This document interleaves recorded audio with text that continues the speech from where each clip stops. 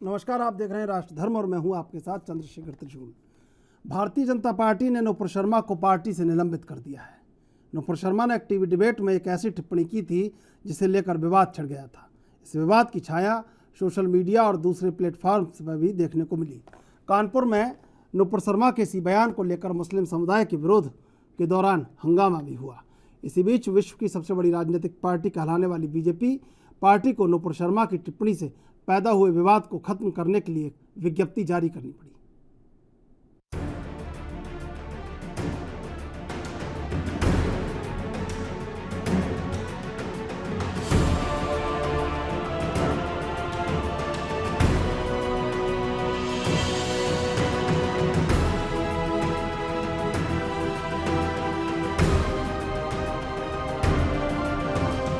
BJP ने कहा है कि भारत की हजारों वर्षों की यात्रा में कई धर्मों का जन्म और विकास हुआ है और बीजेपी किसी भी धर्म के पूजनीयों का अपमान स्वीकार नहीं करती। पार्टी के महासचिव अरुण सिंह की ओर से जारी एक प्रेस विज्ञप्ति में पार्टी ने कहा कि भारत की हजारों वर्षों की यात्रा में हर धर्म पल्लवित और पुष्पित हुए हैं। भारतीय जनता पार्टी ने नुपुर शर्मा और नवीन कुमार जिंदल को पार्टी से निलंबित कर दिया है। इसके लिए बीजेपी ने एक विज्ञप्ति भी जारी की है। इस प्रेस विज्ञप्ति में बीजेपी ने कहा कि भारतीय जनता पार्टी को ऐसा कोई भी विचार स्वीकृत नहीं है जो किसी भी धर्म संप्रदाय की भावनाओं को ठेस पहुंचाए। बीजेपी ना ऐसे किसी विचार को मानती है और ना ही प्रोत्साहन देती है। इसमें बीजेपी ने कहा कि देश के संविधान की भी भारत के हर एक नागरिक से सभी धर्मों का सम्मान कराने की अपेक्षा है। अब कहा जा रहा है कि सियासत की फिजा में घुले नफरत के जहर पर एक बार फिर चोट हुई है। दरअसल ये चोट होना लाजमी भी है, क्योंकि जब जब सियासी दल जुम्बा खोलते थे तो लगता था कि हिंदू मुस्लिम की गहरी खाई से ही राजनीति की गलियारे रोशन होते हैं।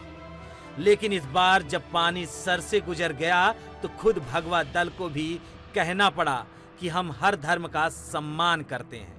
दरअसल सम्मान यूं भी किया जाना चाहिए।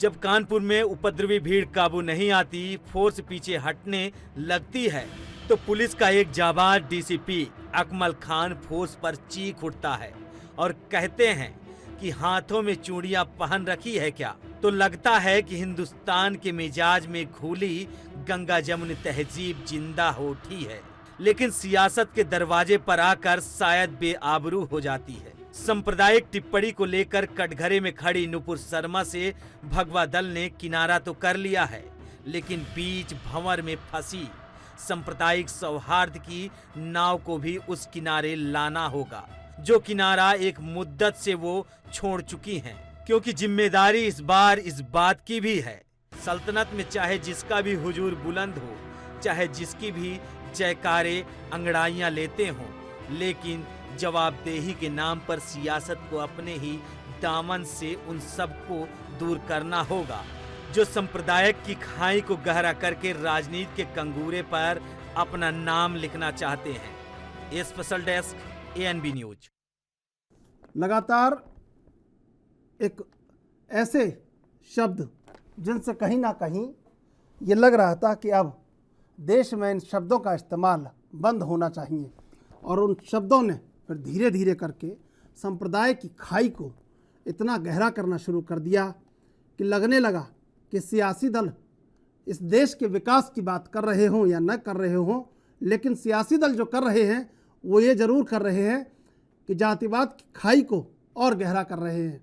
और शायद फिर बीजेपी को कहीं ये आत्ममंथन करना पड़ा कि बात बहुत गहरे से और दूर तक चली गई है और इसका समाधान भी खोजना आवश्यक है। फिर बीजेपी को कहना पड़ा कि हम सभी धर्मों का सम्मान करते हैं, सभी धर्म हमारे लिए पूजनीय हैं। तो ऐसे में फिर नुपुर शर्मा की विदाई भी कहीं ना कहीं इन्हीं मायनों में हो गई। विवाद के बाद जो हुआ वो ये हुआ कि कानपुर झुलस उठा और उस बयान की टिप्पणी, उस बयान के लिए जो कानपुर बंद बुलाया गया था, वो बंद ऐसा बंद जिसने योगी सरकार के दूसरे कार्यकाल पर भी प्रश्न चिन्ह खड़ा कर दिया। क्योंकि पहले कार्यकाल में कहीं भी उत्तर प्रदेश में दंगा नहीं हुआ था, लेकिन दूसरे कार्यकाल में फिर ये देखने को मिला तो कहीं ना कहीं बीजेपी को लगा कि अब इलाज जरूरी है और अब स्पष्टीकरण भी जरूरी है, और शायद इसी के चलते नुपुर शर्मा की विदाई हो गई और नवीन जिंदल को भी हटा दिया गया, मीडिया प्रभारी को भी हटा दिया गया, और बीजेपी ने बहुत साफ तमाम जगहों पर कर दिया है कि बीजेपी किसी भी ऐसे विचार को प्रोत्साहित नहीं करती जो किसी धर्म के खिलाफ है, किसी धर्म को ठेस पहुंचाता हो। तो ये सबक तमाम प्रवक्ताओं के लिए और तमाम उन बड़े बड़े लोगों के लिए जो कहीं ना कहीं सियासी कंगूरों पर सवार होने के लिए मर्यादा को तार तार कर देते हैं और ऐसे बयान जारी कर देते हैं जो देश में जातीयता की खाई को, जो देश में सांप्रदायिकता की खाई को और गहरा कर देते हैं। और ये सबक सबके लिए। सीधे चलेंगे मेहमानों के पास। आज इस मुद्दे पर चर्चा करने के लिए 3 मेहमान हमारे साथ जुड़े हुए हैं। अश्विनी शाही, प्रवक्ता बीजेपी, मनोज यादव, प्रवक्ता समाजवादी पार्टी, अरविंद विद्रोही, राजनीतिक विश्लेषक। आप तीनों का स्वागत है एनबी न्यूज पर। सबसे पहले अश्विनी जी आपके पास आएंगे।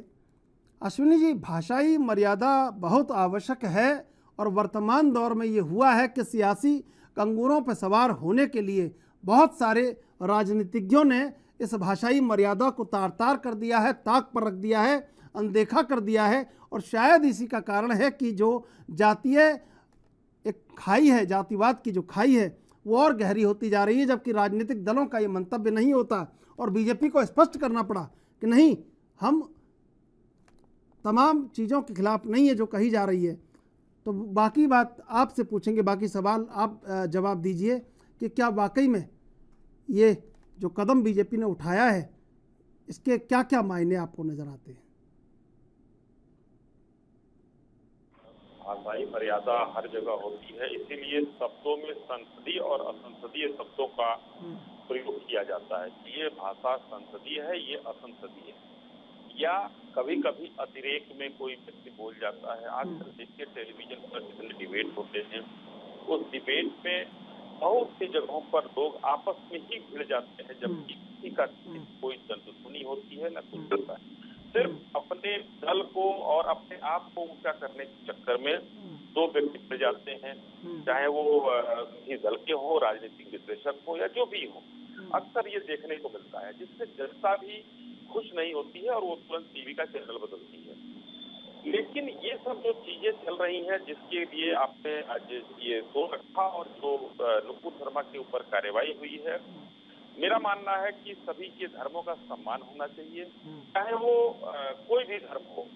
मैं करूं या कोई भी करे, हमारे धर्म का करता है, मैं दूसरे के धर्म का करूं, एक सबके ऊपर एक लक्ष्मण रेखा होनी चाहिए, इसको पार नहीं करना चाहिए।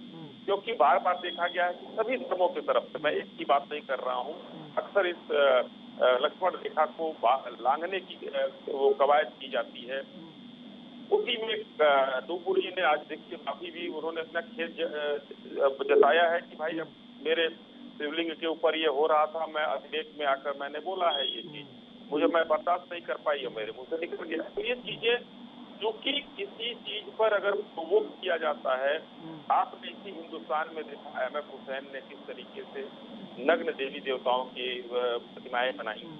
उसके बाद इसी देश में चप्पल पर वो क्या कहते हैं, गणेश जी और गीता जी अंडर जो नीचे पहनने वाले अंग वस्त्र होते हैं, उसमें जो है बहुत सी चीजें जो है बनाई गई। लेकिन बार बार इस चीजों को तार तार किया जाता है। एक समाज में स्वरसता लाने के लिए इन सब चीजों से हम लोगों को दूर होना पड़ेगा, और ये तभी जाकर ये जो अंदरूनी जो एक सलाह और अंदरूनी जो कटुता बढ़ती जा रही है, इन सब चीजों से हम निजात पाएंगे। आज भारतीय जनता पार्टी ने एक अच्छा कदम उठाया है कि उन्होंने एक आगे बढ़ते हुए राष्ट्रीय प्रवक्ता को उसके सजा दी है, उसको वहां से निष्कासित किया है, और मीडिया प्रभारी को। तो वो लोग पार्टी की भावनाओं को आहत कर रहे थे। समाज की भावना तो उन्होंने जो भी आहत करना था, पार्टी की भावनाएं, क्योंकि पार्टी की ये सोच नहीं है। हम नारा देते हैं सबका साथ, सबका विकास, सबका विश्वास का, लेकिन वो थोड़ा सा नुक्कड़जी उससे अलग चली गई और उन्होंने दूसरा रास्ता पकड़ा। जी मनोज जी, क्या लगता है कि भाषाई मर्यादा को तार तार करने का जो कार्य इस समय चल रहा है, उससे कहीं ना कहीं एक वैमनस्यता आंतरिक रूप से पैदा हो रही है और कई बार व्यक्ति अपने विचार ज़्यादा अतिरेक में व्यक्त कर देता है, वो शायद पार्टी के विचार नहीं होते।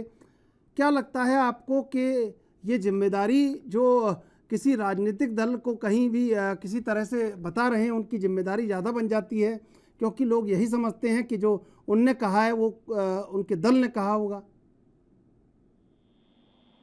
देखिए, बहुतायत में किसी भी राजनीतिक दल के जो कार्यकर्ता हैं, प्रवक्ता हैं, वो अपनी पार्टी गाइडलाइन के हिसाब से ही बात करना पसंद करते हैं।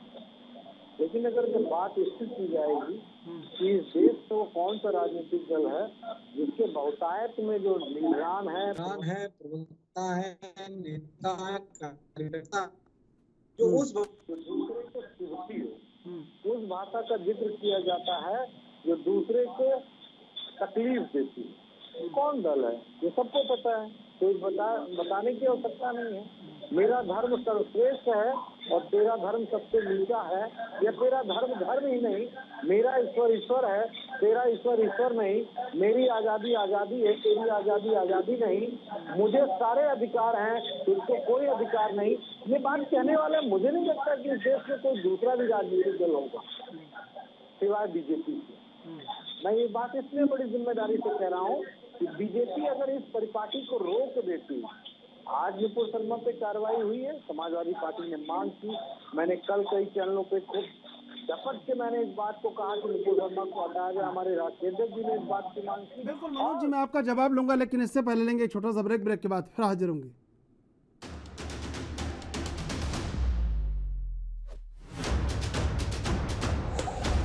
सीधे चलेंगे मेहमानों के पास। मनोज जी, लेकिन कहीं ना कहीं ये अब एक लंबे समय से चल रहा था कि जब भी प्रवक्ता जो बयान रख रहे थे अपने, उसमें जो उनके द्वारा शब्द जोड़े जा रहे थे, उन्होंने एक बड़ा आवरण ऐसा खड़ा कर दिया कि उसको कहीं अब बीजेपी को भी लगा कि इसको तोड़ना चाहिए। देखिए, मैं एक बात स्पष्ट रूप से आपके चैनल के माध्यम से बताना चाहूंगा, अगर किसी राजनीतिक दल को, हमारे देश का संविधान है और हर राजनीतिक दल का भी अपना संविधान, अगर उस संविधान के दायरे में रह के काम करने के लिए प्रतिबद्ध है, तो मैं दावे से कह रहा हूँ कि कोई भी राजनीतिक दल हो, दूसरे राजनीतिक दल की भाषा, दूसरे राजनीतिक दल की मर्यादाएं, उन सबको एक दायरे में रह के ही इस्तेमाल करना मेरे ख्याल से बेहतर होगा। लेकिन मैं भाजपा की बुराई करूं और समाजवादी पार्टी की बड़ाई करूं, ये मेरे ख्याल से बहुत बेहतर बात नहीं है। हर राजनीतिक दल को इस बात के मायने जरूर पता होने चाहिए कि हमें किस हद तक बात करनी है। बीजेपी का उदाहरण मैंने इसलिए दिया कि मैंने एकाध घटनाएं किसी राजनीतिक दल के प्रवक्ताओं से, नेताओं से सुनी होंगी जो बहुत ठेस पहुंचाने वाली है। क्रिटिसाइज करना ये एक अधिकार है किसी राजनीतिक दल का। आपका काम नहीं अच्छा है, आपकी कार्यशैली नहीं अच्छी, आपकी विचारधारा नहीं अच्छी, ये आप मुझे भी कह सकते हैं, ये मैं आपको भी कह सकता हूँ। भ्रष्टाचार है, ये भी मैं कह सकता हूँ, आपके मंत्री नहीं काम कर रहे, ये भी कह सकता हूँ।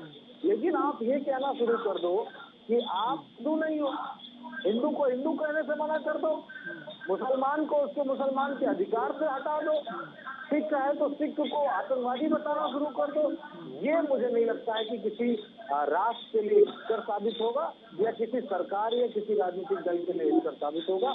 इसका समाजवादी पार्टी पुरजोर विरोध करती है और एकरूपता की बात करती है। अरविंद विद्रोही जी, जब ये सब हुआ तो बीजेपी ने जो बयान जारी किया उस पर युवक कांग्रेस के अध्यक्ष वीवी श्रीनिवास ने कहा कि माचिस खुद कह रही है कि मैं आग नहीं लगाती। क्या समझा जाए कि ये दौर कभी थमेगा कि ये भोंडापन बंद हो और बौद्धिक रूप से जो विचार हैं उनका आदान प्रदान हो, उसमें कहीं ये जो एक्टिंग है और ये जो पूरा सब कुछ दिखाया जा रहा है वर्तमान में, ये ना हो? शर्मा से नुपुर शर्मा ने उस पर अपना खेत पकड़ कर दिया। भारतीय जनता पार्टी ने उनको निकाला, फिर कांग्रेस का उस पर बयान आया, समाजवादी पार्टी के लोगों ने लगातार मांग की उनको हटाया जाए। अब इसमें बचता क्या है? मुझे तो बड़ा आश्चर्य होता है। नुपुर शर्मा एक तर्रार और काफी जानकार युवा नेत्री है, उनको इसकी समझ होनी चाहिए थी। मैं तमाम लोगों से का वास्ता पड़ता है, मुलाकात, उनको ये खेल नहीं होना चाहिए था, ऐसी नौबत नहीं आने देनी चाहिए। आप मत बोलिए, आप चुप रहिए, लेकिन जो बोल दीजिए उसको वापस मत लीजिए। भावावेश में आकर के आपको किसी पर भी क्रिया की प्रतिक्रिया नहीं करनी है, और अगर आपने प्रतिक्रिया कर दी तो उसकी ठोस वजह होनी चाहिए, वो वापस नहीं लेना चाहिए। राजनीतिक जीवन में शुचिता का बहुत महत्व होता है, दृढ़ता का भी बहुत महत्व होता है। अगर आपने कुछ कहा या आपने कुछ किया तो सोच समझ के करना चाहिए और उस पर अडिग रहना चाहिए। शिवलिंग का अपमान हो, देवी देवताओं का अपमान हो, ये एक लंबी परिपाटी है भारत में। और जिस भी, अब देखिए ये बात जब हो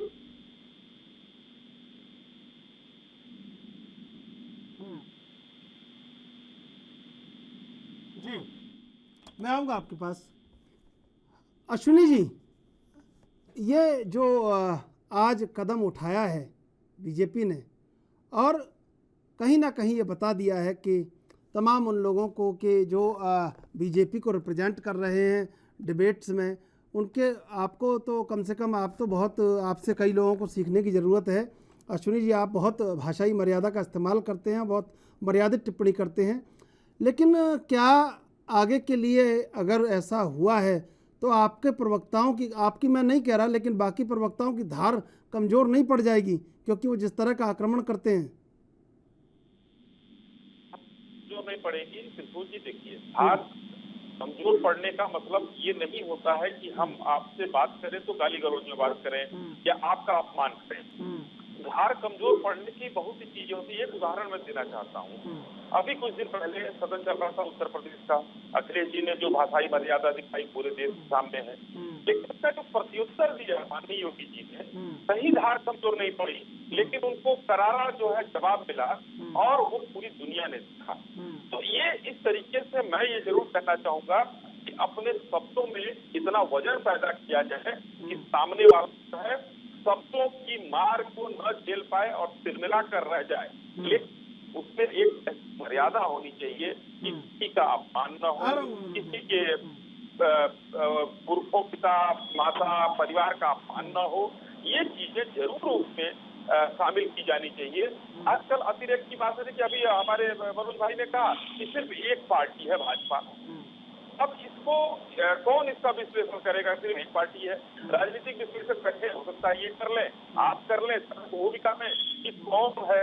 मुझे तो नहीं लगता है कि कोई दल ऐसा है कि जिसके पास इतनी ज्यादा मर्यादा है।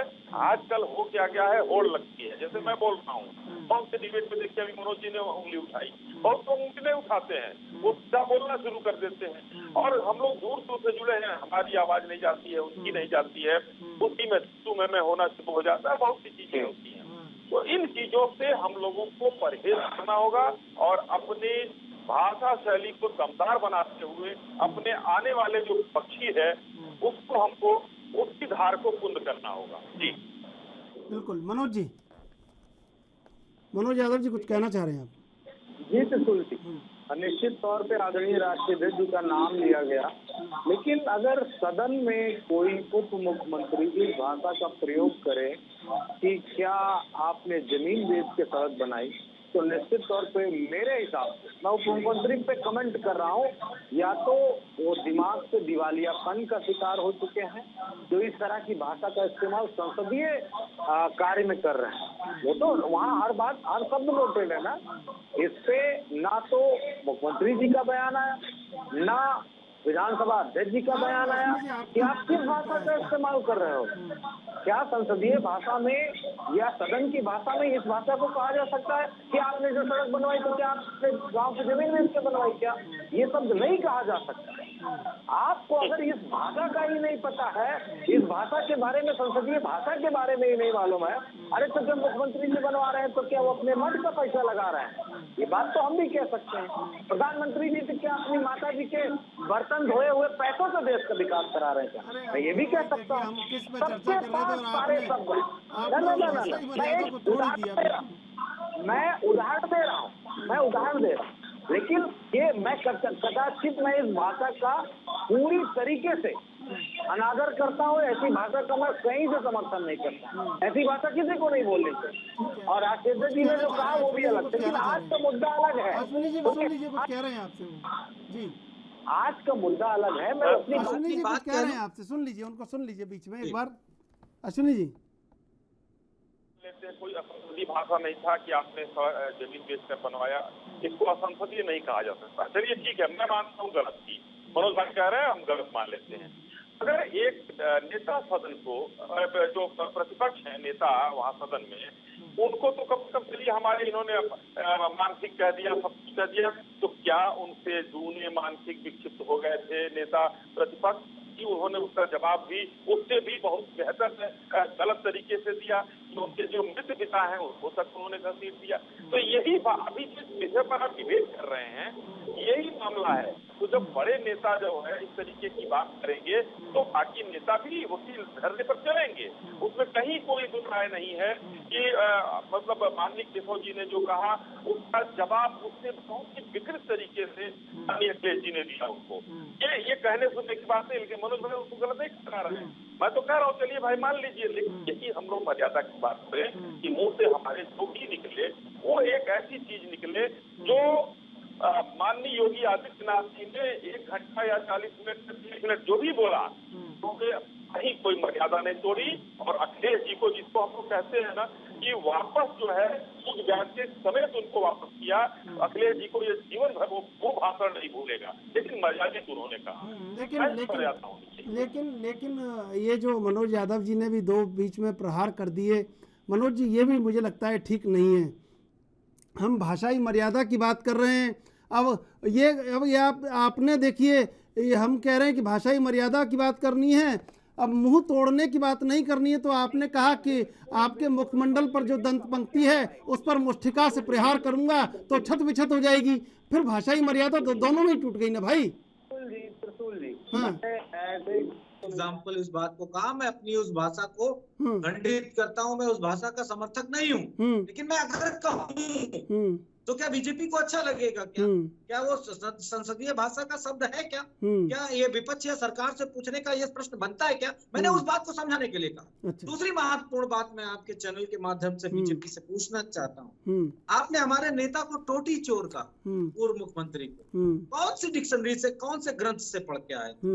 आपने हमारे नेता को टेढ़ी नाक वाला नेता का कितने ट्वीट किए, कितने बीजेपी के नेताओं को और तमाम सारे लोगों के द्वारा ट्रोल किया गया। किस अभी डिम्पल जी पे किस तरीके का बीजेपी के कार्यकर्ता ने कौन से शब्द का इस्तेमाल? जेब में वो बोतल भी दिखा दी। वो आदरणीय डिम्पल जी के और आजम साहब को लेकर जिस तरीके का शब्द इस्तेमाल किया, बीजेपी ने क्या कार्रवाई की?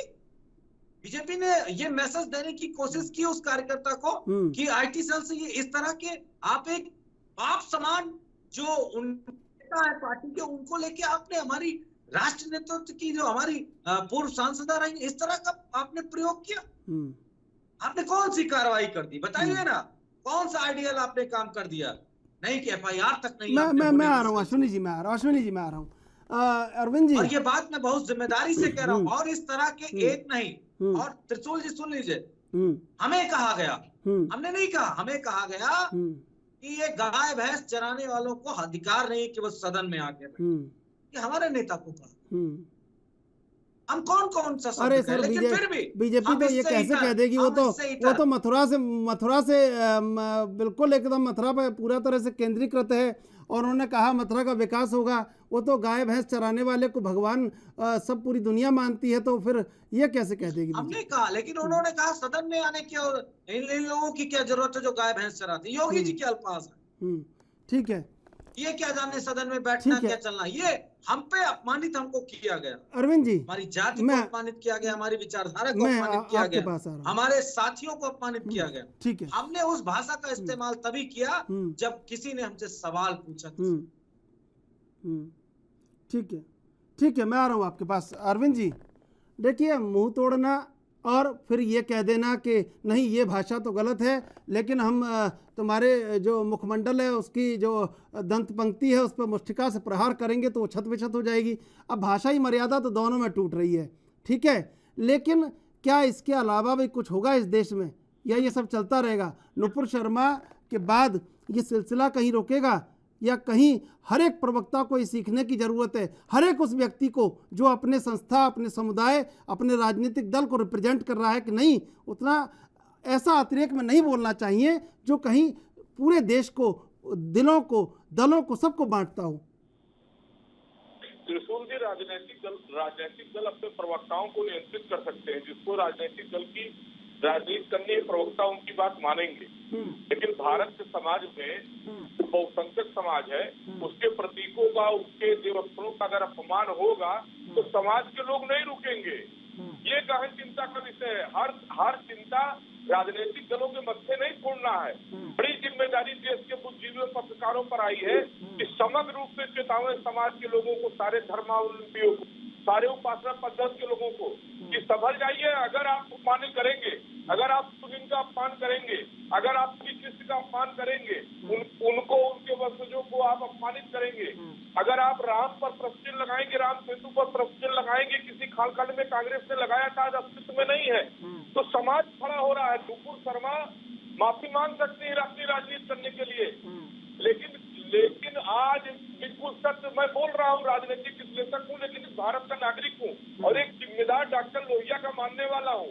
देश जो है अपनी सभ्यता, संस्कृति, अपने विचारों से चलेगा। इस देश में शिव राम कृष्ण विश्व की महानतम आत्मा है, लोहिया ने कहा था। अगर आप अपमानित करोगे। बिल्कुल, मैं आपसे जवाब लूंगा अरविंद जी, लेकिन अभी लेंगे एक छोटा सा ब्रेक के बाद फिर हाजिर होंगे।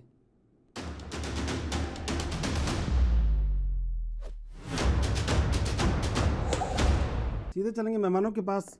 लेकिन अरविंद विद्रोही जी, ये तो बदस्तूर जारी है कि बार बार ये क्रम हो रहा है कि कहीं ना कहीं जब भी किसी को अपना कुछ बयान देना होता है, और ख़ास तौर से मीडिया में जब ये सब आ रहा है, तो उसके इतने रूप सामने आते हैं जो विकृत हैं, वो विचार और बौद्धिक रूप से कहीं नहीं लगता है। इसीलिए तो संविधान है, इसीलिए तो विधि की स्थापना हुई है, इसीलिए तो विधि को काम करना है, भारतीय दंड संहिता को काम करना है। इसमें भेदभाव नहीं होना चाहिए। भाजपा ने अपना काम किया है कि नुपुर शर्मा का बयान गलत तो कर दिया, लेकिन अभी जब से फव्वारा बनाम फ्यूलिंग हुआ है, तो फ्यूलिंग के चिन्हों को सोशल मीडिया पर किस तरह प्रस्तुतिकरण हो गया है। भारत का जो गृह विभाग है, भारत का जो विभिन्न राज्यों की पुलिस है, वो उन लोगों को क्यों नहीं पकड़ रही है? नुपुर शर्मा ने बयान दिया, भाजपा ने आज कार्रवाई की, भारत की सरकार को, गृह मंत्रालय को, पुलिस ने तो नुपुर शर्मा पर कार्रवाई नहीं की। क्यों नहीं? जो कानपुर का दंगाई तो लगातार पहले भी कर चुका है, वो पोस्ट डाल रहा है, तो क्यों नहीं किया? तो राजनीतिक दल के रूप में अपने लोगों पर आप नियंत्रण कर लीजिए, राजनीतिक कार्यकर्ताओं को बंधुआ बना लीजिए। जब समाज में विचार से लोग परेशान होंगे तो वो स्थिति आ जाती है कि कभी कभी नेता साहब से नहीं मानना पड़ता है। क्या करे आदमी? इसीलिए तो भारतीय दंड संहिता को काम करना है और तय कर लीजिए कि किसी भी धर्म, मजहब, उपासना पद्धति को, आस्था को ठेस पहुंचाने वाले की जगह जेल में होगी, मिनट्स में होगी, सोशल मीडिया पर हो, डिबेट में हो, क्या लिखने पढ़ने में, आप जेल भेजिए। जब देर करेंगे तो क्रिया की प्रतिक्रिया भी होगी और भयंकर होगी। ये कुछ नहीं है, इससे ज्यादा होगी। समझना चाहिए भारत के विधि को, भारत के शासकों को, लोकतांत्रिक व्यवस्था में, कि इसको भीड़ तंत्र मत बनने दीजिए। बहुत सुंदर लोकतंत्र है जो शैशवावस्था से युवावस्था की तरफ जा रहा है, इसको सहेजिए, इसको अराजक मत होने दीजिए। अश्विनी जी, लेकिन देखिए ये जो हुआ इस सबके बीच में एक सबसे बड़ा दाग ये लग गया कि मुख्यमंत्री योगी आदित्यनाथ के पहले जो कार्यकाल था उसमें ये दावा था कि कहीं दंगा नहीं हुआ उत्तर प्रदेश में, लेकिन दूसरे कार्यकाल में ये शुरुआती दौर में ही ये दाग लग गया कि कानपुर में जो हुआ, और कानपुर में एक घटना और देखी गई कि डीसीपी अकमल खान जिस तरह फोर्स का नेतृत्व कर रहे थे, ये भी एक बात सामने आई, ये भी लोगों ने इसको वहाँ पूरा सराहा। लेकिन उसी सब के बीच में ये एक दाग लग गया कि कानपुर में दंगा हो गया। जी देखिए, एकदम आप सच कह रहे हैं, और यही एक साजिश है जो पिछले 5 साल में कुछ नहीं हुआ, तो लिए योगी सरकार को दागदार बनाने के लिए कुछ ताकतें जो काम कर रही हैं, वो ताकतों ने अपना काम कर लिया। उनको योगी का राज समझ में नहीं आ रहा है, उनको नहीं पता रहा है प्रदेश में जो कि बीमारू प्रदेश था, जो कि दंगाई प्रदेश था, वो आज साफ सुथरा कैसे हो रहा है, ईज ऑफ डूइंग बिजनेस में आगे क्यों आ रहा है, यहाँ इन्वेस्टर क्यों आ रहे हैं, ये हर क्षेत्र में सर्वाधिक विकास क्यों कर रहा है, एक्सप्रेसवे की संख्या क्यों बढ़ती जा रही है, एयरपोर्ट की संख्या क्यों बढ़ती जा रही है, यानी कि विकास हो रहा है, विकास भी हो रहा है और यहाँ कानून व्यवस्था भी बेहतर तरीके से चल रही है। इसलिए आपने देखा होगा कि बहुत छोटी छोटी घटनाएं भी बहुत बड़ी करके बताई जाती हैं। अभी मैं आपको बताना चाहूंगा एक घटना, हाथरस में जो घटना हुई बहुत ही निंदनीय थी, उसकी निंदा हुई, उसका सब हुआ, लेकिन एक घटना अभी आज राजस्थान में हुई। आमेर में सरकार जब पूछता है कि एक नाबालिग लड़की के साथ बलात्कार हो गया तो वहाँ का मुख्यमंत्री उसको गाली देता है भरे पत्रकारों के बीच में।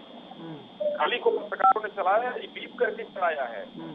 मैं वही कहना चाहता हूँ कि देश में जो एक उत्तर प्रदेश सबसे बड़ा प्रदेश भी है, वो कम से कम आज अपने को इस तरीके से स्थापित करता जा रहा है कि हम जो है आप एक मतलब ये उत्तर प्रदेश हम कहने की तरफ अग्रसर हैं।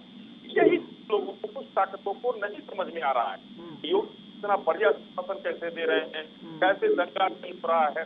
चलिए ईश्वर की कृपा रही कि दंगों में किसी की मृत्यु नहीं हुई, बहुत ज्यादा नुकसान नहीं हुआ, लेकिन दाग तो लग गया, उन ताकतें वो करने में सफल रही। लेकिन फिर भी मैं बताना चाहता हूँ आपके माध्यम से, और माननीय योगी आदित्यनाथ जी ने जो कि इधर 3-4 दिन बहुत व्यस्त रहे हैं, महामहिम अभी प्रदेश में थे, माननीय प्रधानमंत्री जी में थे, उसके बावजूद भी जिस तरीके का आदेश जारी किया गया कि सबके घरों को सबको चिन्हित किया जाएगा, घरों को चलाया जाएगा, यही मैं कहना चाहता हूं कि जो हमारे विरोधी दल हैं ये तुरंत खड़े हो जाएंगे कि ये तो शांति दूत हैं और ये बेचारे कुछ नहीं कर रहे थे, इनके ऊपर बुलडोजर क्यों चल रहा है, बुलडोजर अश्वनी शाही के ऊपर क्यों नहीं चल रहा है, क्योंकि ये भाषाई मर्यादा तोड़ रहे हैं, ये लोग कहेंगे।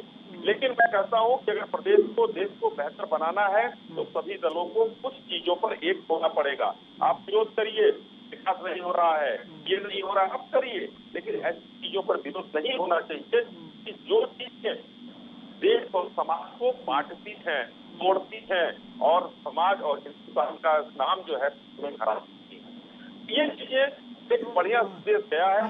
ये लोग जो आरोपी हैं उनके घरों पर बुलडोजर चलाने की तैयारी हो रही है, एकदम होगी और चलेगा। जो आरोपी पाए जाएंगे उनको तो जितने 35-36 लोग निरुक्त हैं और बाकी लोगों पर आपने देखा ठेले पर रखकर कैसे, कहाँ से वो पत्थर आए, ठेले पर रखकर आप नमाज पढ़ने गए हो, इबादत करने गए हो और इबादत करने के बाद आप ठेले पर पत्थर चलाओगे, ये क्या है? इस सबकी जांच हो रही है और बहुत धीरे धीरे आप देखिएगा सभी सच सामने आए। एटीएस भी पहुंच चुकी है, किसका हाथ है सब जांच है और आने वाले दिनों में सब कुछ ठीक है। मनोज जी, फिर शांति कैसे होगी? अगर अपराधी को ही मारा जाएगा, अपराध को नहीं मारा जाएगा तो शांति कैसे होगी? कानून की किस किताब में लिखा है कि अगर कोई अपराध करेगा, पकड़ा जाएगा तो उसके बाद उसके परिवार पे, उसके घर पे बुलडोजर चलेगा, किताब में लिखा। उड़की शब्द आपने सुना होगा, हम सभी ने सुना, वो किस स्थिति में होता है ये भी हमको सबको पता है। ये जो नया पैटर्न लाया जा रहा है, ये पैटर्न इस देश को बर्बाद करने की तरफ ले जा रहा है।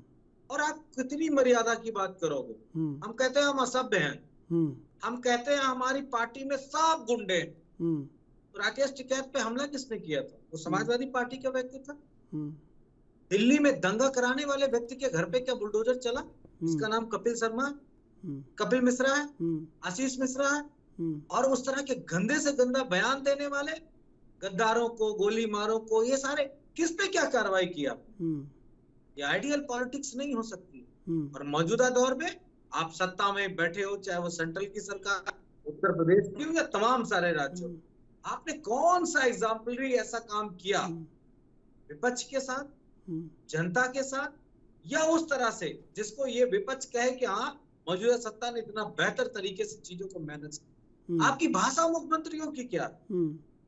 चाहे उत्तर प्रदेश के मुख्यमंत्री जी रहे, कासगंज का दंगा हुआ किसकी सरकार में हुआ, बुलंदशहर में किस तरीके से हुआ, योगी बंड की सरकार में किस तरीके से क्या क्या हुआ, कितने सारे स्टेट। अभी जब योगी 2 आई है तो गाजीपुर में किस तरीके से एक मस्जिद में घुस के बीजेपी की हारी हुई विधायिका और उनके कार्यकर्ताओं ने क्या नग्न नाच किया, ये किसी से छिपा है क्या? नैरेटिव सेट करने की बात है। कौन कितने सवाल पूछता है, किस खबर का कितना महत्व है, निश्चित तौर पे सरकार दबाव में आ जाएगी। अगर ये सारी चीजें आज दबाव में इसलिए है कि एक घटना घटित के कारण उत्तर प्रदेश में दंगा हो गया। योगी सरकार जो अपने आप को दंगा मुक्त वाली सरकार बता रही थी, उसके सामने फुटेज चलने लगे, इस तरह की चीजें सामने आ गई, पत्थरबाजी शुरू हो गई। मजबूरी है बीजेपी की, क्या बताओगे आप? चुनाव आने वाला है, अगर दंगे वाली सरकार होगी तो आम जनमानस, वो जो सर्वसाधारण आदमी जो रहता है शहर में गांव में, उसको कतई नहीं पसंद है। ये तो मनोज जी दयाशंकर सिंह जैसा निलंबन है। क्या सवाल आपका? ये दयाशंकर सिंह जैसा निलंबन है, निलंबन के बाद फिर पूरी तरह से प्रोत्साहित भी किया जाएगा। वो मालूम है मुझे। क्या वो जो टिकैत साहब के ऊपर जिसने माइक से हमला किया, क्या उसका नहीं उसका महिमा मंडित किया, उसको सम्मानित नहीं किया? जो हमारे एक राठौड़ साहब जो इंस्पेक्टर साहब थे, उसकी हत्या करने वालों का बीजेपी ने फूल माला नहीं पहनाया? कौन कौन से उदाहरण दूं? और चाहे वो फैलू खान को मारने वालों को क्या महिमा मंडित नहीं किया गया? सब के बारे में जनता को पता है, लेकिन हम उस दौर से जी रहे हैं जिस दौर में शायद इस देश में विगत 70 सालों के अंदर कभी नहीं जिया, कभी नहीं जिया। लेकिन वोट क्यों मिल रहे हैं, वोट क्यों मिल रहे हैं भाजपा को? देखिए, चुनाव जीतना निश्चित तौर पे बीजेपी की एक अच्छी रणनीति है, चुनाव को लड़ने की। और एक सबसे महत्वपूर्ण बात आपके चैनल पे बता रहा हूँ, हिंदुस्तान के इतिहास में अरविंद विद्रोही जी से मैं इसका स्पष्टीकरण चाहूंगा कि मेरी बात की पुष्टि करें। हिंदुस्तान में ऐसी कोई सरकार नहीं रही जिसका सारा फोकस सरकार का चुनाव जीतने के लिए हो। सारी योजनाएं चुनाव के 2 महीने पहले लगा के जनता के पूरे उसके लाभार्थी योजनाएं दे दी जाए, कोई सरकार नहीं रही। जो सरकारों ने काम किया तो डे 1 से किया, नहीं किया तो उनका अगड़म बगड़म करके उन्होंने सरकार किसी तरह चलाई। लेकिन सिर्फ चुनाव के समय आके ये किसानों की निधि है, ये रोजगारों की, ये श्रमिकों की, ये गरीबों का आने, ये योजना सब देके वो चुनाव जीत लेना, ये पैटर्न नहीं रहा। आऊंगा मैं अश्विनी जी, आऊंगा। देखो आप ही के बारे में बात चल रही है, आप हाँ। मैं अपील करता हूँ उन सरकारों से जो सरकारें लंबे समय से राज कर रही, चाहे साउथ इंडिया में हो, चाहे नॉर्थ इंडिया में हो, या महाराष्ट्र में हो, या असम में हो, उनको फोकस्ड होके चुनाव के समय ऐसी योजनाएं देनी चाहिए, कम से कम सत्ता तो बनी रहेगी। देश चाहे भाड़ में जाए, देश की अर्थव्यवस्था चाहे चूल्हे के बाढ़ में चली जाए, उससे कोई फर्क नहीं पड़ता। लेकिन जो नया पैटर्न आया उसकी वाहवाही होती है, उसकी तारीफें की जाती हैं कि देखिए हमने क्या कर दिया। मैनिफेस्टो पढ़ने की हैसियत नहीं है सरकारों की, पूरा करने की तो बड़ी बात है। पढ़ के नहीं सुना सकते कि हमने ये मैनिफेस्टो में, शपथ पत्र में, ये हमने संकल्प पत्र में कहा था। हाँ, तो आप सड़कों पे उतरिए ना, आप सड़कों पे उतरिए उस मैनिफेस्टो को लोग, निश्चित तौर पे आप सड़कों पे उतरिए। समाजवादी पार्टी इसके लिए जानी जाती है।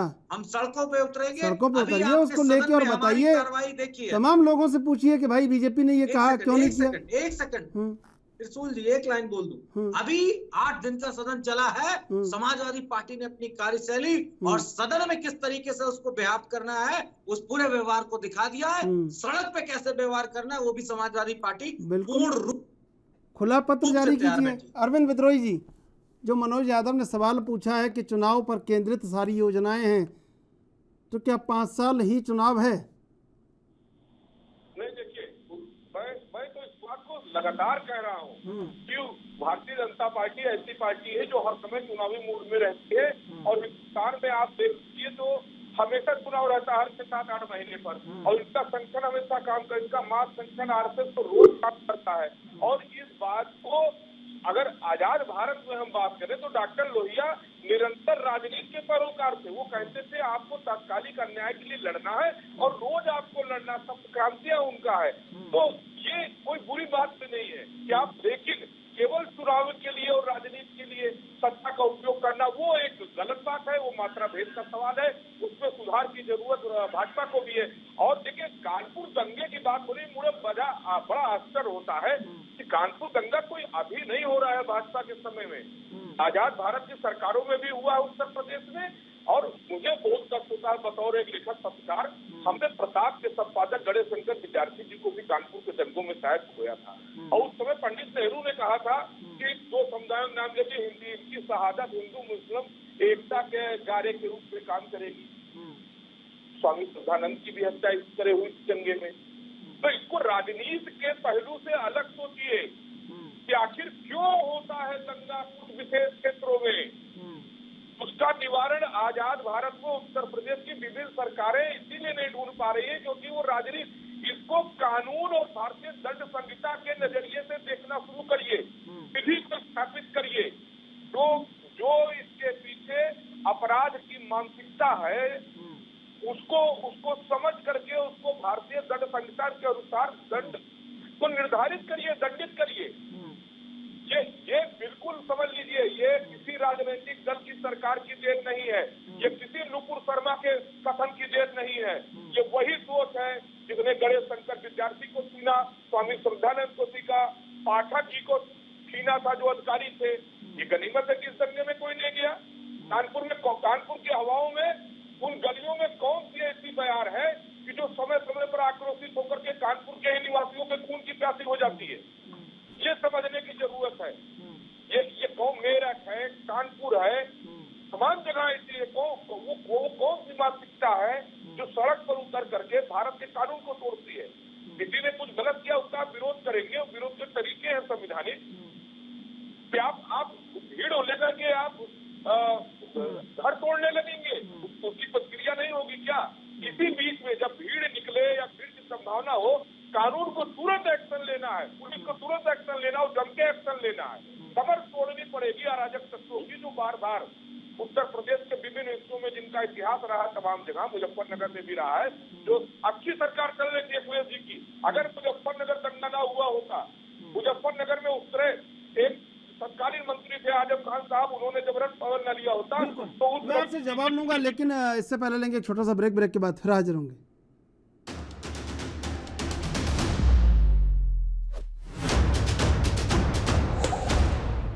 सीधे चलेंगे मेहमानों के पास। अरविंद विद्रोही जी, लेकिन अब ये कहीं ना कहीं सोचना होगा कि ये बदस्तूर जारी रहेगा कि बुलडोजर चलाने का। मैं आपके पास आऊँगा।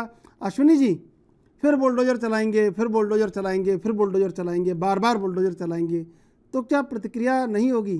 क्या आक्रोश नहीं होगा जो बेगुनाह कहीं ना कहीं उसमें होंगे? और इस दंगे में जब ये पक्ष देखने को मिला कि ऐसा नहीं है, तमाम लोगों के नुकसान हुए, उसमें हिंदू भी था, मुसलमान भी था, और फिर बुलडोजर चलेगा, तो क्या नहीं लगता कि आपको प्रतिक्रिया नहीं होगी? बिल्कुल जी, देखिए बेगुनाह के ऊपर कहीं बुलडोजर नहीं चल रहा है। गुनाहगार अगर होगा तो वो बचेगा। अभी सपा के प्रवक्ता देखिए बुलडोजर के नाम पर भिड़ा गए। ये लोग समर्थन करते हैं उन चीजों का कि गुनाह करो तुम लोग, और पुष्टिकरण तो भाई सपा कांग्रेस तक की रही है हमेशा।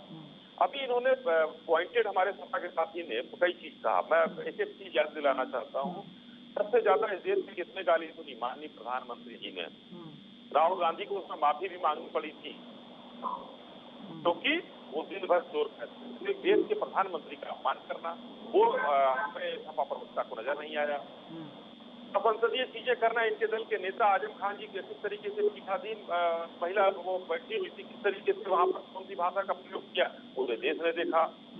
इन्हीं के दल के नेत्री जिनकी अभी वकालत कर रहे थे, मैं उसका समर्थन नहीं करता। डिम्पल जी खड़ी थी एक जो है मंच पर, और इन्हीं लोगों के कार्यकर्ताओं ने उनको किस तरीके से किया कि उनको कहना पड़ा तुम्हारी शिकायत मैं भैया से करूंगी। ये सारी चीजें इन लोगों के दल के तरह ही होती हैं और आरोप दूसरी जगह लगते हैं। इस देश में कहीं भी अगर कुछ हो रहा हो तो उत्तर प्रदेश में लोग जैसे अच्छी चीज है तो उसका समर्थन करिए, बुरी चीज है तो उसका विरोध करिए। हम लोग सुनने को तैयार है, कोई भी सत्ता में रहेगा। लेकिन इस तरीके की चीजें जो बिल्कुल जी की जा रही हैं, आज अगर हम बुलडोजर चला रहे हैं तो गुनाहगार होगा, अगर गैंगस्टर उसके ऊपर होगा तो बुलडोजर जरूर चलेगा। ये गुनाह के ऊपर कहीं नहीं चलेगा।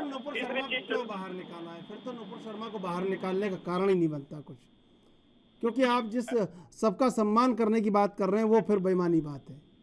बिल्कुल जी। अभी अरविंद जी ने कहा इतनी जिस तरीके से देवताओं को और खास करके शूटिंग और फवारे का शुरू हुआ है ड्रामा, तब से इस तरीके से पब्लिक को क्या क्या लोगों ने सिखाया, जामुन वो सड़क के किनारे खड़े हुए पत्थर, ये मैं छोटा उदाहरण दे रहा हूँ, अभी बहुत है, लंबी फेरिस्त है, इस तरीके से अपमानित किया गया। आप कहाँ जाएंगे, किसको किसको देंगे? आप इस तरीके से करते रहेंगे तो हर व्यक्ति में क्रिया की प्रतिक्रिया हो। मैं अभी करना चाहूंगा, अभी चुनाव की बात कही हमारे सपा प्रवक्ता ने, जब भारतीय जनता पार्टी से चुनाव आता क्या किया हमने, अब भाई क्या किया, देश विश्व में सबसे ज्यादा तेज उभरती हुई अर्थव्यवस्था है 1.1 पर, ये किया हमने, आत्मनिर्भर बनाया। आज हम पहले फाइल मांगते थे, उधार कहीं से खरीदते थे, आज हम बेचने की स्थिति में आ गए हैं। तो शेयर तय हो चुका है, जो तेजस बनाकर बेच रहा है, दूसरे जगहों पर बेचने की बात कर रहा है। आज जो राफेल पर ये इनके दल के लोग, इंडिया के लोग सवाल उठा, मैं मुझे एक मिनट और दीजिए जी, बस मैं खत्म कर रहा हूँ। जिस राफेल एके एंटोनी साहब जो यूपीए में इनके सहयोगी थे, उन्होंने कह दिया कि हमारे पास पैसा नहीं है, उसको हम बनाया और उस बनाने की प्रक्रिया भी हिंदुस्तान में हम कर रहे हैं, ये हमने किया है। आज जो है इनको कहना चाहिए, कौन सा चुनाव था जब हमने आयुष्मान योजना शुरू किया था, उस समय हमने घर घर वो दिया, गैस दिया, कौन सा 3 तलाक जब हम हटाया, कौन सा चुनाव था, 300 हटाया, कौन सा चुनाव था? हमारे संकल्प पत्र की चीज थे जिसको हमने पूरा किया। और उत्तर प्रदेश में माननीय आदित्यनाथ जी ने अभी कुछ पहले, चुनाव के पहले कहा था कि हमने इतनी चीज संकल्प पत्र में रखी, इतने परसेंट 70-80% चीजें हमने। वो ठीक है, वो तो आप जो कर रहे हैं वो तो ठीक है, लेकिन अशोक गहलोत राजस्थान के मुख्यमंत्री कह रहे हैं कि आप 900 मस्जिदों की, मंदिरों की लिस्ट लेकर घूम रहे हैं, विवादित जो हैं, तो क्या लगता है आपको कि एक नूपुर शर्मा को निकालने से सारे दाग धुल जाएंगे? देखिए, अशोक गहलोत जी का अभी एक बयान आज मैंने आपको बताया, कुछ पहले एक बलात्कार हो गया था, उन्होंने, हाँ, और उन्होंने क्या कहा कि लड़कियां खुद गई सहमति से, उनका बलात्कार नहीं हुआ। तो उनके प्रदेश में तो लड़की सहमति से चली जाती है। माननीय नेताजी ने कहा था कि भाई लड़कों से गलती हो जाती है, वही बयान उन्होंने दिया। तो उनको गहलोत जी के बयान पर बहुत गंभीर होने की जरूरत नहीं है। हम अपने मंत्रियों पर, और वो ने जो दंगाई संस्था जिसकी जांच चल रही है, भाजपा की झारखंड सरकार ने पीएफआई पर बैन लगाया हुआ है, और केंद्रीय गृह मंत्रालय बैन लगाने के लिए तथ्यों की और सबूतों की पूरी तरीके से जांच में जुटा हुआ है। उसको उन्होंने कोटा में परमिशन दिया, निकालिए आप जरूर, उन्होंने ये काम किया है वहाँ। तो अशोक गहलोत जी को बड़े वो भारी वाले मुख्यमंत्री हैं, वो कांग्रेस के मुख्यमंत्री, उनको कुछ कहना, टिप्पणी करना, सूरज को दिया दिखाना होगा कि उन्होंने क्या क्या किया, उस पर हम जाएंगे। हम मनोज यादव जी, 600-900 मंदिरों मस्जिदों की लिस्ट लेके घूम रही है बीजेपी, और एक नूपुर शर्मा को निकाल के कह रही है कि हम सब धर्मों का सम्मान करते हैं, तो क्या ये सब सही हो जाएगा नूपुर शर्मा के निष्कासन से? देखिए, कोई एक नूपुर शर्मा हो और उसको निकाल दिया, उस पर कार्रवाई कर दी, तो निश्चित तौर पे चीजें सही हो जाएंगी। मैं कपिल मिश्रा की बात करूंगा, मैं आशीष मिश्रा की बात करूंगा, मैं तेजिंदर सिंह बग्गा की बात करूंगा, मैं और वहाँ के जो सांसद दिल्ली के 2 हैं, जो मंत्री हैं, क्या क्या बयान, किसकी बात करूंगा। बात इसकी नहीं है जो अरविंद जी कह रहे हैं लगातार कि आप राजनीतिक दल क्या कर रहे हैं, वो बहुत बड़ा मायने नहीं रखता है। अगर कोई गलत कर रहा है तो कानून क्या कर रहा है, ये सबसे महत्वपूर्ण है। क्या नूपुर शर्मा ने माफी मांग लिया अपने बयान पे, और इसके बाद बीजेपी ने उनको निष्कासित कर दिया, तो कानूनी कार्रवाई हो गई क्या? जितना कुछ बोला, क्या वो कानून के नियमों के अनुसार से गलत था या नहीं था? उस पर कोई आपराधिक मुकदमा बनता था या नहीं बनता था? अगर नहीं बनता था और कानून ने कार्रवाई नहीं की, बेस्ट है, कोई बात नहीं भाई। बीजेपी ने कार्रवाई कर दी, नैतिकता के आधार पे कर दी, हानि लाभ के आधार पे कर दी, लेकिन कानून अंधा हो गया। जो कानून को करना चाहिए, जो गृह मंत्रालय की जिम्मेदारी है, जो पुलिस विभाग की जिम्मेदारी है, इन सब ने अपने आंख कान नाक बंद कर रखे हैं, और जब तक ये बंद रहेंगे, मैं दावे से कह रहा हूँ त्रिशूल जी, चाहे वो बीजेपी हो, सपा हो, कांग्रेस हो, आप पार्टी हो, कोई भी राजनीतिक दल हो, अपनी कार्रवाई वो करता रहे, देश गर्त की तरफ जाता रहेगा, कोई नहीं रोक पाएगा। और आपकी जानकारी के लिए बता दूं, अमेरिका में रिपोर्टें प्रस्तुत हो रही है भारत के लिए, अल्पसंख्यकों को लेकर भारत का रवैया क्या है, वो सारी रिपोर्ट अमेरिका ने अपने सदन में प्रस्तुत की, उनके विदेश मंत्री ने प्रस्तुत की। तो अमेरिका का क्या लेना देना इसमें? अमेरिका क्या कर लेगा? एक सेकंड, विश्व पटल पे जो भारत की छवि को धोया जा रहा है, जो डाउन हो रही है हमारी वो छवि, जो हम भारत सहिष्णु देश कहलाता था, वो भारत जो सर्वधर्म समभाव वाला देश कहलाता था, वहां पे एक सरकार, एक विचारधारा की सरकार बनने के बाद किस तरीके से वहां पे लोगों पे अत्याचार हो रहा है, ये भारत के लिए बेहतर संकेत नहीं है। तो वही लोग हाउडी मोदी कर रहे हैं, वही लोग हाउडी मोदी कर रहे हैं, बातें कर, वही लोग हाउडी मोदी करने वाले कोई और हैं, और वहां रिपोर्ट प्रस्तुत करने वाली वहां की सरकार है। अमेरिका क्या हैसियत रखता है ये बात मुझे कहने की जरूरत नहीं है, मेरा देश महान है, लेकिन मोदी जी ने तय कर दिया। एक सेकंड, मोदी जी ने जनता और देश को बता दिया कि उनके लिए अमेरिका क्या है, वो खुद उन्होंने बताया, एक मौके पे नहीं 1000 मौके पे बताया है कि अमेरिका की क्या हैसियत है। समाजवादी पार्टी ने खंडन किया, कांग्रेस के रिज्यूम में क्या अमेरिका की हैसियत थी, खंडन किया, रूस हमारा मित्र देश था या शत्रु देश था, ये सब ठीक है, सुन लेते, समय समाप्त हो रहा है। अश्विनी जी, क्या जल्दी से संक्षिप्त बता दीजिए। मैं थोड़ा सा प्रवक्ता को जवाब इसलिए देना चाहता हूँ कि मोदी जी ने जो देश के लिए किया, वो मैं ये तो नहीं कहूँगा कि पिछले प्रधानमंत्री ने नहीं किया, मैं ये नहीं कहूँगा, लेकिन उसके आगे बढ़ाते हुए आज स्थिति ये है कि एक देश में जाते हैं, 5 देश के राष्ट्राध्यक्ष उनसे मिलने आते हैं। एक टर्की, पूरा जो यूरोप है, वो गेहूं की सप्लाई हम बंद कर दी है हिंदुस्तान से, तो आज ट्राई मचा है, तो सब लोग कह रहे हैं कि गेहूं हमको चाहिए, आप किसी तरीके से खोलिए। यही यूपीए की सरकार इन्होंने बिल्कुल समय समाप्त हो रहा है। अश्विनी जी, मनोज यादव जी, अरविंद विद्रोही जी, आप तीनों का धन्यवाद डिबेट में जुड़ने के लिए। जब बीजेपी पर यह आरोप लग रहा है कि बीजेपी 1000 से ज़्यादा मस्जिदों की लिस्ट लेकर घूम रही हैं जो विवादित हैं, तब ऐसे में एक नुपुर शर्मा के निष्कासन से आखिर क्या हो जाएगा? क्या बीजेपी का यह बयान लोगों के गले उतरेगा कि वो सब धर्म का सम्मान करती है? यह आने वाला वक्त बताएगा। बहरहाल देश विदेश की ताज़ा तरीन खबरों के लिए आप देखते रहिए ANB न्यूज़।